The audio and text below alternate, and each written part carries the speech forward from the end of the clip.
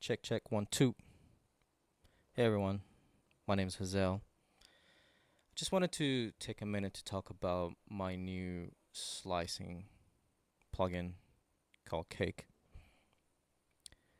Um, the reason, well, how I came about this plugin was probably like 2 years ago.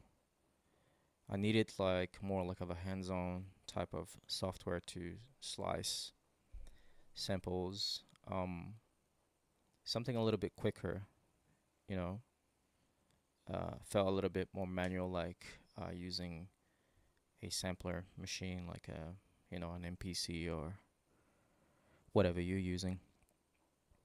Um, the idea behind is just basically to put in slices, and you can replay the slices.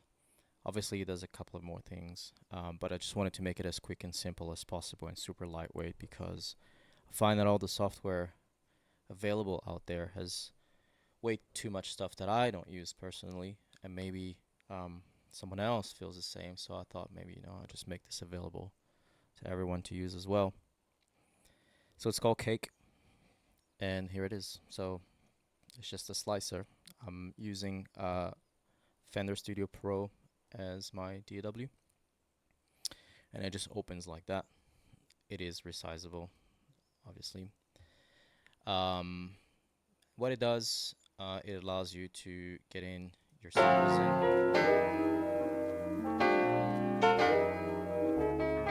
And to start with, there is two workflows that you can go with. So the first one is obviously using the mouse and just, doing the nerd stuff.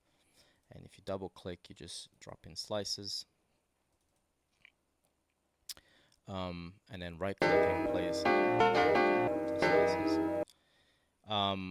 But this double clicking to remove them. Sorry, I should explain what I'm doing while I'm doing it. Obviously, it is a lot more hands-on, and that's the way I thought about it. So you can use your controller to play this up. And let me just switch my camera to my controller here real quick so that you can see. But basically, yeah, you can slice using the controller. So on the plugin itself, there's two MIDI modes, which are the keyboard mode, which ignores all the black keys if you're actually slicing from a keyboard, because I find that I never use the black keys while I'm slicing, and I prefer to only use the white keys. But there's also chromatic mode, which is like, um, you know, basically doesn't ignore the black keys, and you can play everything. So for a pad, for example, would be easier because you wouldn't have to reassign everything. The C1 is obviously the root note, which means that this will be C1, but if I was to use something else, I can change it manually from here. So I can slice like that. Obviously, that.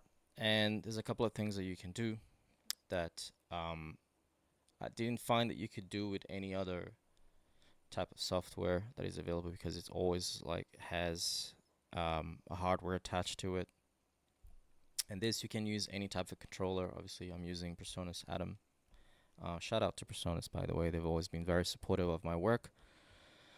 And so if you are using a controller, once you assign it, obviously your DAW might or might not remember depending on what you use, but Studio Pro remembers. So here I can do that. And if I switch blocks, obviously it will remember where I am.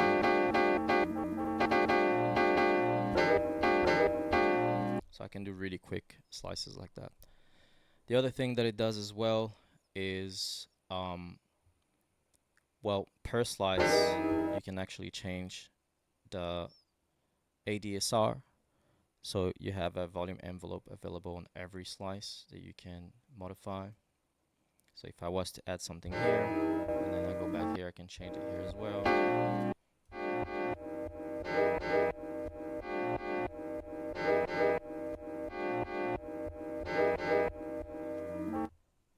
And if you want to see them all, you can just click here and you see the curves for all the slices that you have. Gray means inactive, obviously, and green means active. So to activate, you just go into channel a group, sorry, and then you just turn it on, or you just manually start messing around with it. Turns it on.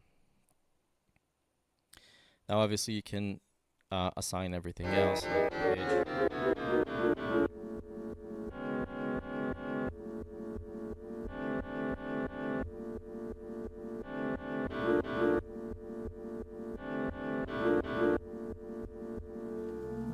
It's really fun.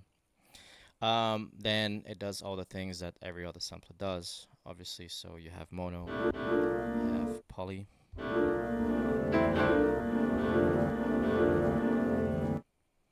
and then you have what I call polylock, meaning that it's kind of like what old trackers used to have in their samplers. So if you go into polylock mode, it will lock into the region that you have selected, and then that one will be affected by the pitch, obviously.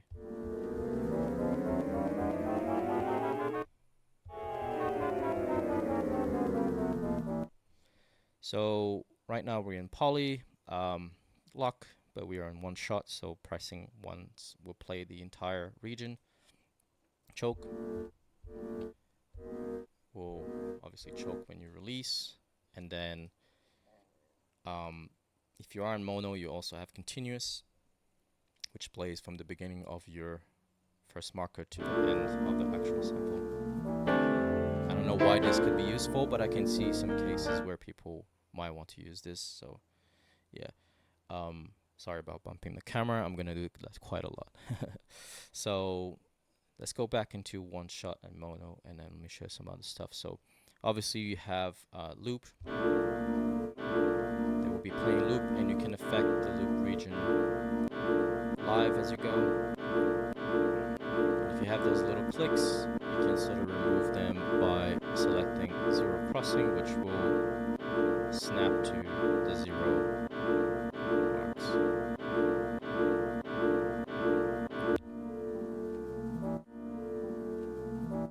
So this is looping that region, right?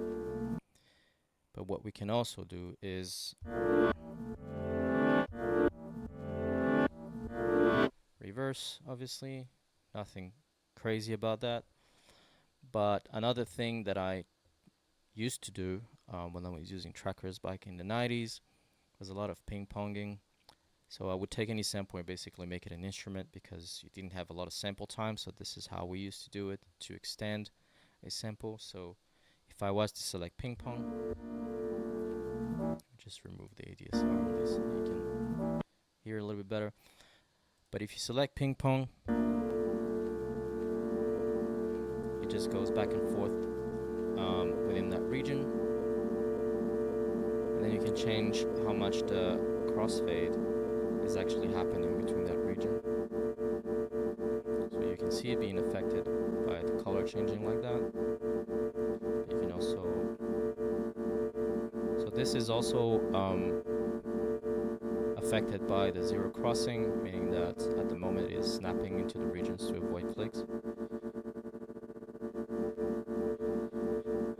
And then the other version of ping pong is ping pong L, which instead of going back and forth, just loops that region, obviously. And again, this is per region, but because I'm in mono, it's not going to play everything, but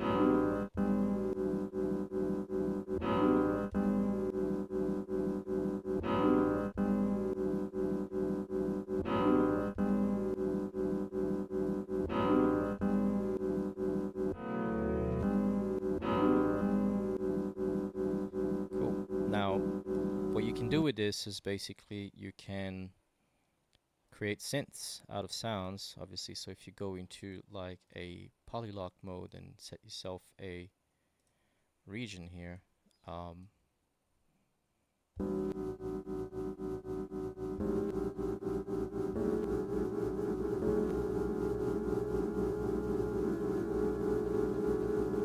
you can do weird shit like that.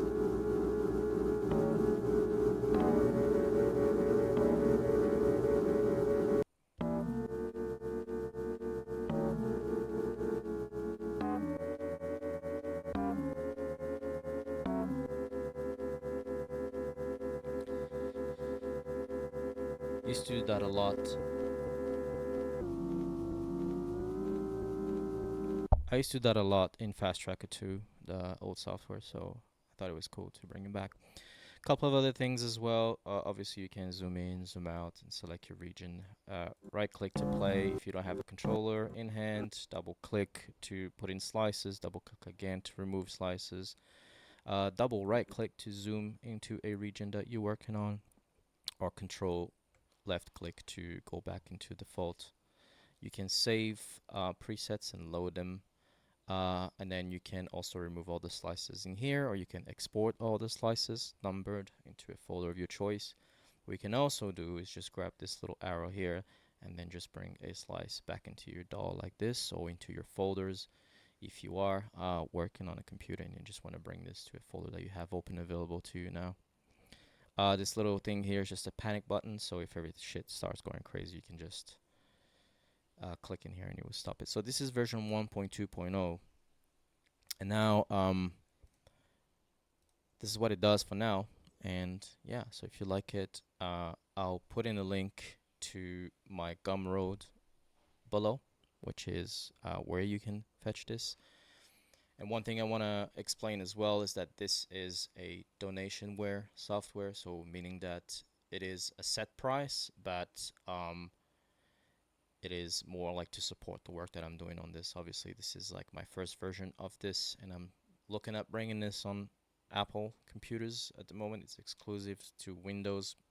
That is because Apple has a paid license for you to be able to put any software on their platform, which is about $150 a year, I think, or something like that. Once I'm able to do that, I'll probably do it by the end of, I don't know, March or something, when I see how this goes. Um, what else did I speak about? Oh yeah, velocity. Velocity, obviously, like